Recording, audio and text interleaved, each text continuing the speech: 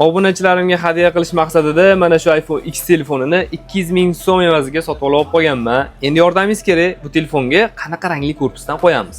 Servisimizda iPhone XR dan boshlab 12 Pro gacha bo'lgan barcha modellarga tushadigan 16 va 16 Pro korpuslardan olib kelib qo'yganmiz. Ko'rishingiz mumkin, bularning sifatlari yaxshi, garantiyalarini ham bera olamiz. Agar hech kimda yo'g'idan qilib bersangiz, mana bu korpusdan ham qo'yib bera olaman. Tasavvur qiling, siz 100-150 dollar atrofida iPhone XR olib beryapsiz. Men uni sizga 1000 dollarlik telefonga o'xshatib, uni korpusini qo'yib bera olaman. Mana shunaqa holatda bo'ladi. Agar siz o'zingiz usta bo'lsangiz, sizga Xitoydan mana shu korpuslarni o'zingiz uchun olib kelib ham bera olamiz.